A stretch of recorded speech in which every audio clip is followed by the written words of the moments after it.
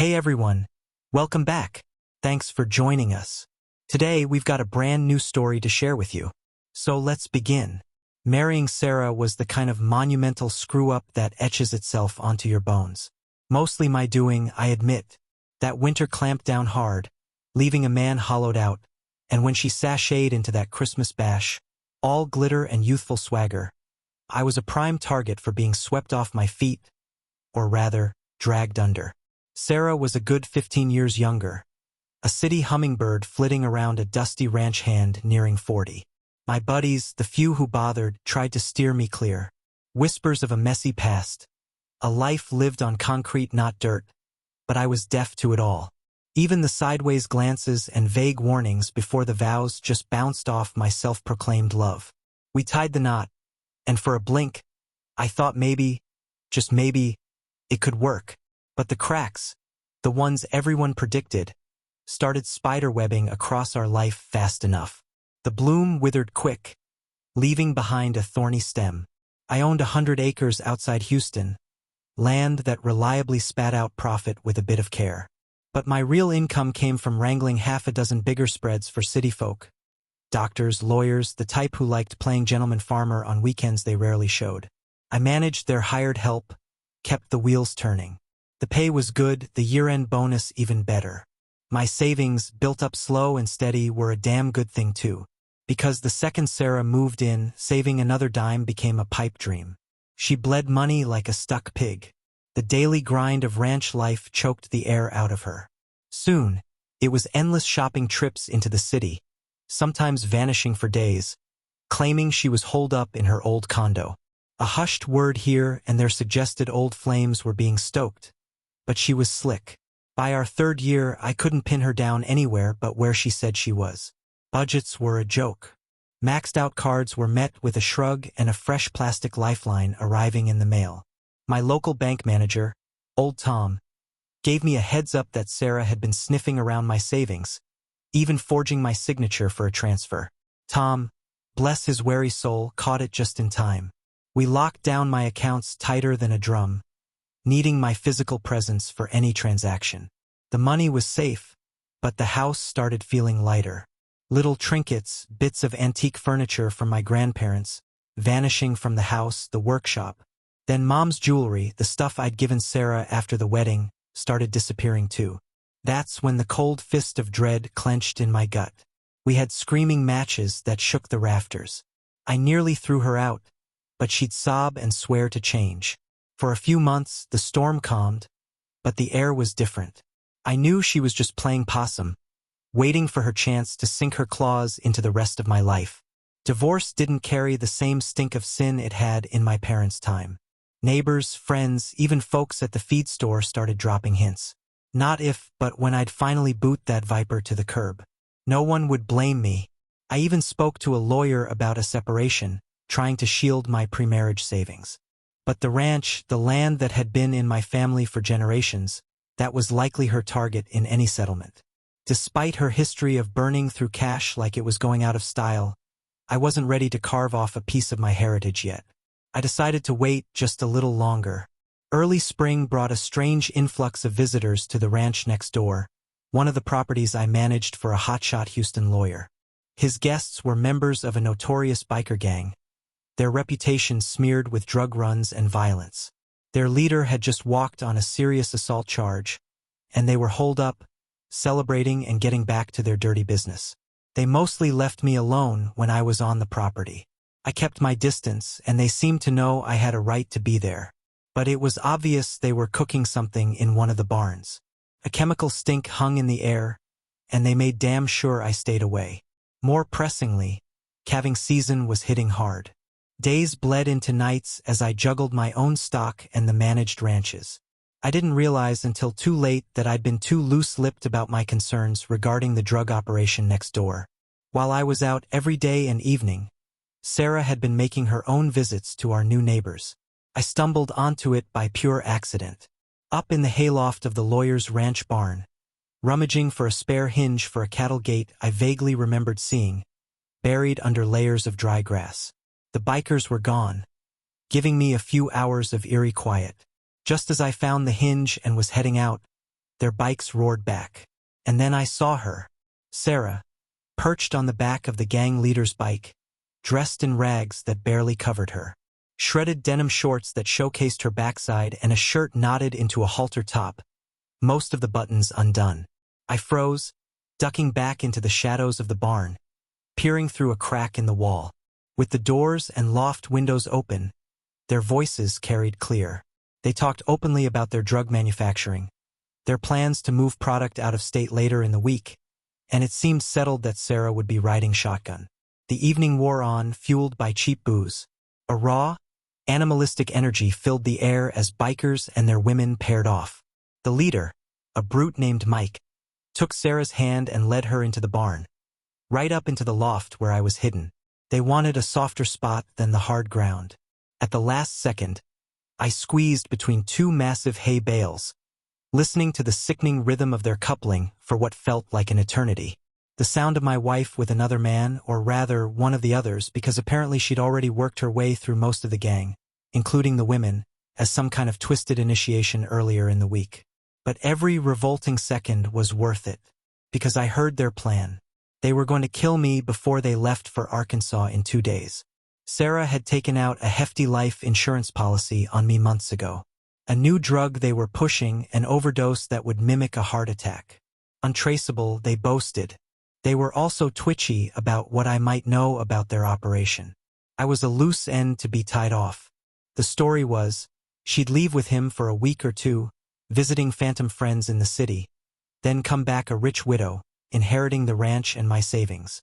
Her new friends would be there to comfort her, naturally, and help her spend it.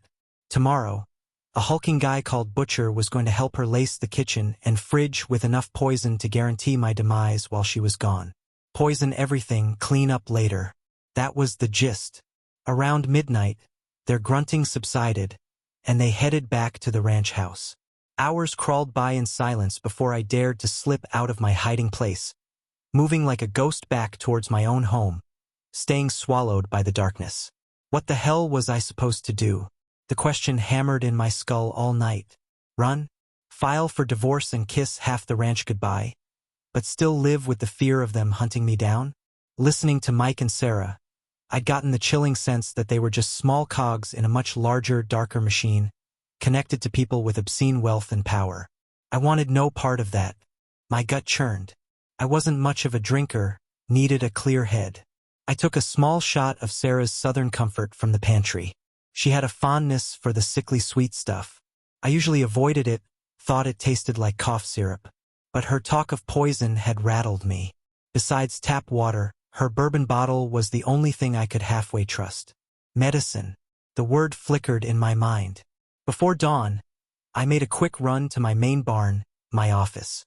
Opened the small veterinary fridge, scanned the contents. Most animal drugs were dangerous for humans, but I didn't want to kill them, just make them sick enough for the sheriff to raid their meth lab.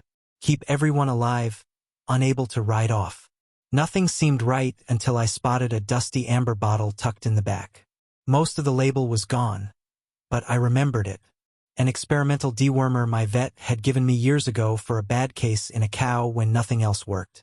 If a few drops knocked out worms in a 1,400-pound animal, a bit more should do a number on humans. Not knowing how much they'd drink, I poured about half the bottle into the Southern Comfort. I was still staring at the empty drug bottle, trying to figure out what to do with it, when I heard voices near the front door. No time to run upstairs, no time to slip out the back. How I squeezed my frame into that tiny laundry room closet, the one with the broken ironing board, I'll never know. Skinny saved my hide that time. Butcher and Sarah were inside, starting their deadly work. Any lingering guilt about what I was about to do evaporated. My wife of 3 years wanted me dead. It took them an eternity to open every jar and bottle in the fridge, adding their poison. Then Sarah mixed a pitcher of lemonade, a generous dose of something clear and odorless going in. If I hadn't overheard their plan, I'd have drunk that lemonade without a second thought. Heart attack on the floor. City idiots. Thinking if a little poison is good, a lot must be better. I shook my head, a grim smile twisting my lips. They left around noon, grabbing my doctored bottle of whiskey on their way out. I was alone now, the rest of my plan to execute. I grabbed a change of clothes, enough for a day or so, until I was sure they were gone. Poured a tall glass of lemonade, then dumped it down the drain, leaving the used glass on the counter. Let her think I'd taken the bait. I spent the day holed up on one of the more remote ranches I managed, staying out of sight, praying none of the cows decided to have calving complications. Sorry, girls, you'd have to wait. I figured the gang wouldn't start hitting the hard stuff until evening. Plus, I had no idea how long the worm medicine would take to do its dirty work. I waited until nearly midnight to call the sheriff's office about the drug lab on Bob's ranch. Nothing seemed to happen overnight. The drug task force didn't arrive until almost noon the next day, hours after the gang had apparently left. I gave my statement, showed them the makeshift lab. There was enough left for them to look pleased, and they put out a statewide APB for the bikers. I mentioned Sarah's recent close association with them, suggesting she might be on their little road trip. I got a lot of sympathetic looks for my marital woes and some free divorce advice. One of the deputies, a sharp-eyed woman named Annie I vaguely knew, seemed to sense there was more to the story. She asked if we could talk at my place. I agreed. Not in the mood, but her gaze was direct, intelligent. Annie was local, her family rooted in the land for generations. She'd gone to the community college, got her law enforcement degree, and spent years as a constable in Houston before returning home a year ago, climbing the ranks fast. Some folks were already saying she'd be the next sheriff. Annie wasn't a conventional beauty. Short red hair, strong build, freckles dusted across her skin. But her wit was legendary, and her green eyes missed nothing, especially not the 3 large trash bags crammed with every unsealed jar, bottle, and can from my kitchen. If it wasn't factory sealed, it was in the trash.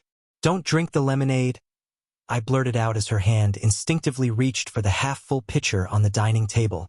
"Oh," she said, not even a flicker in her expression. "That explains the bags."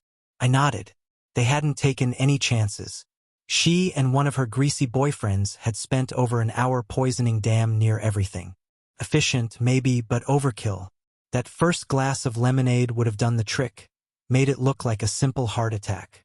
City folks, thinking more poison equals more dead. I shook my head, a genuine wave of nausea hitting me. Annie gave me a small, knowing smile. "All right then, lay it all out," she ordered. I told her everything, even about doping the Southern Comfort to slow them down. They were bad news capable of turning violent. I wasn't making excuses. I'd feared for my life and didn't want anyone else caught in their crosshairs. Annie listened, her gaze unwavering, reserving judgment until the lab results came back. But she seemed to believe me. When she left an hour later with my trash bags, it felt like we'd known each other for years. A week crawled by in silence. I started getting jumpy, expecting the bikers to reappear. The sheriff had looped in the Texas Rangers, widening the net. With interstate drug trafficking involved, even some feds showed up. When I called for an update a few days later, the vibe I got was that law enforcement had it handled. My part was done. The next Friday night, Annie showed up at the ranch, declaring herself officially off duty, ravenously hungry, and craving a good steak, a couple of cold beers, and some decent company. If I could provide those things, she hinted, she'd fill me in on the week's gossip. I readily agreed. We hopped in my truck and headed to the local steakhouse. The news was as satisfying as the prime Angus. Mike, Butcher, Sarah, and the rest of the gang were violently ill, apparently from sampling too much of their own product, the Rangers figured. They were all under arrest, stuck in a prison hospital ward up north near the Arkansas line. Too sick to move, let alone stand trial. End-stage renal failure, inoperably damaged organs. That old cow dewormer had just about liquefied their insides. They'd live, but on strict diets and dialysis for the rest of their miserable lives. A wave of relief washed over me. I'd wanted them to suffer, but the thought of actually killing them, even in self-defense, sat uneasy. Taking a life, I'd heard the old war vets talk about it enough as a kid. If anyone besides Annie and me ever figured out it was the doctored Southern Comfort, neither of us ever heard a whisper. Sarah was now considered part of the gang, wearing their colors, sporting their female member tattoo. She'd be treated like one of them. Long prison sentences for drug distribution, likely federal charges too, not to mention the organized crime stuff. Sick as they were, I had a feeling their rich friends would ensure they stayed quiet one way or another. After the divorce was final, just before her trial, Sarah and I had a brief phone call. Not much to say. I just wanted to slam the door shut on the past. She was unrepentant, her only regret being that I hadn't drunk the poison and that they'd been caught before their plan worked. I told her to enjoy her probably very long vacation in prison and hung up. She might have laughed then, but when the feds slapped her with accessory to interstate drug dealing and the state prepped attempted murder charges, she couldn't rat on her biker buddies fast enough. Didn't do her much good. The juries saw her for what she was. A thieving, murderous snake. She'd be ancient by the time she was eligible for parole, if she even lasted that long. Her testimony against the gang would undoubtedly earn her some enemies, both inside and out. Her new life in protective isolation wouldn't be pretty. She called a few more times, but I always refused. Done. Never wanted to think of her again. And surprisingly, I didn't. She faded fast.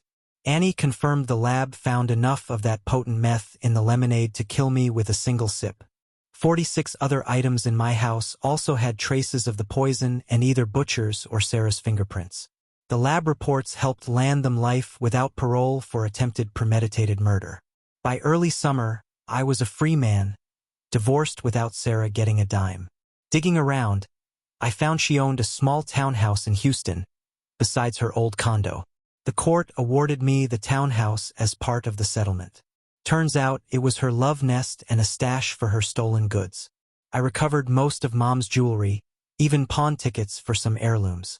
Tracked down some of the missing antique furniture at a local dealer. Got those back too. Found a lot of other valuable stuff, probably loot for the bikers. During the trial, the prosecution revealed Sarah's connection to the gang went back years. She'd known Mike and Butcher since she was a wild teenager, already had a juvenile record for theft. Not knowing what to do with the rest of the stolen items, I called Houston PD, but they weren't too interested in collecting it as evidence. So I called the Salvation Army. Didn't want her tainted loot in my house. That summer bled into early fall, and Annie and I started spending more time together. Friday and Saturday nights at first, then she'd drop by for a Saturday or Sunday afternoon horseback ride, which inevitably turned into long evenings, me grilling dinner. Her clothes started getting less practical for ranch life. Revealing shirts, tight shorts. Soon it was both weekend days and then she just stayed. The shift to lovers wasn't a conversation. Just a look, a touch, a kiss that felt like coming home after a long storm. May she never leave. Our talks now always involve we. She wants a small, quiet wedding soon, but isn't pushing. We've talked about selling the ranch. Property values have gone crazy, and the sprawl from Houston is creeping closer.